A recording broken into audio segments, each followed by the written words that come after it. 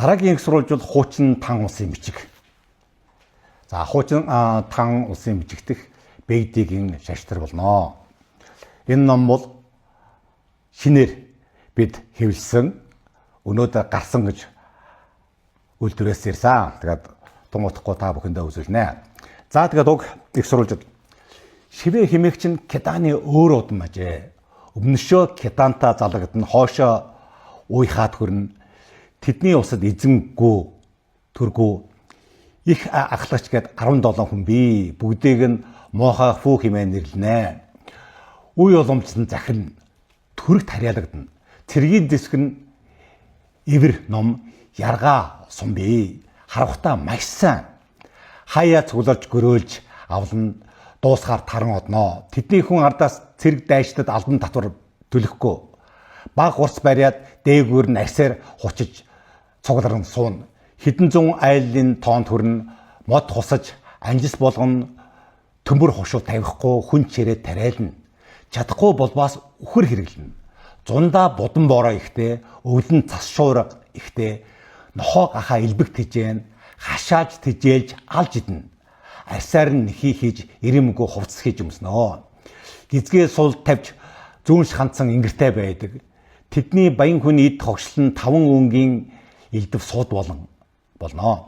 Хуримлах гэрлийн ёс нь эрэгтэй нуур дээр эмхтэн гэрт очино 3 жил хүчөө өргөн гэрлэх цаг болоход гэргийг богтолж авна.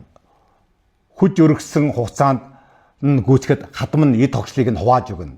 Эхнэр нөхөр тэргэн юм хомоо ачаад хингэрлэг зохиж бүжиглэн бүгдээр буцнаа гэсэн. За энэ чинь анхаарах зүйл байна. За шивэ гэгчин Кеданы өөр удам гэдэг нь бол энэ юу гэсэйг вэ гэхээр шивэ Кедан 2 нэг ихээс салбарсан гэж ойлгоо шүү. Тэ? Дээдс нэгтэй салбарсан гэж ойлгоно энэ чинь. За ахаад хэлээ шивэн тэлээтэй тэлээгээс салбарсан гэж хэлээгөө шүү. За төрөг тарьяалагдана гэдэг нь бол умарт төрөг тарьяалагдана. За энэ үе бол Жээлийн хагааны үе байгаа энэ чинь. За тэдний хүн ардаас цэрэг дайчдад алдан татвар байхгүй өгдөггүй гэдэг нь юу гэж орчуулж байна гэхээр тэдний эдийн засаг нь бол хамтралын түвшинд байгаа байхгүй юу.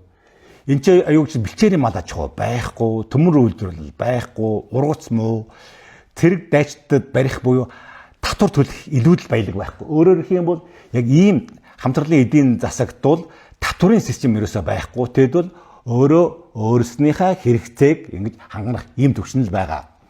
За төрөг төрөөс юу хийх вэ гэхээр 3 тоотон төвшмөл гэж бичигдсэн байгаа.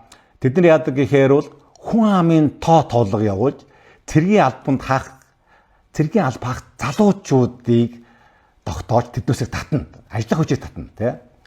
За мэдээж тэд нутгийн эд зүйлсээ төрөдөө барьдаг. За юуны өмнө бол булга үнэний ярьсаа барьдаг байна. За энэ үед анхаарах зүйл юу гэхээр бол бүрдчон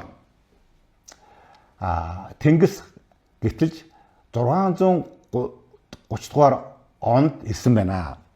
За энийг биднээс яаж тооцохоор 630 дугаар оног яг хэлж болохгүй. Энд нэмэх хасах 20 жил болно энэ. За энэ бол Жээлийн хааны үе байгаа. За та бүхэнд дахиад хэлэхэд энэ нэг баримт байгаа. Түрүүн гарсан Комоси гэж байгаа. За энэ өөр байгаль энэ жаага Комоси гэж байгаа. За энэ бичгт бол гарахтаа бол Сиго гэж байгаа. Си ус гэж гарна. За урдлын Комо гэдгийг нь хаяад энэ ханз нэг байгаа шүү. Энэ ханз. Тэгэхээр энэ ч товчлоод Си гэж орсон байгаа гэдгийг энэ түүх сонирхчдоо шинээр мэдээлэл өгж байна. Хэрэгтэй болгоо хаа. За ингээд дараагийн их сурвалж руу орцгоё.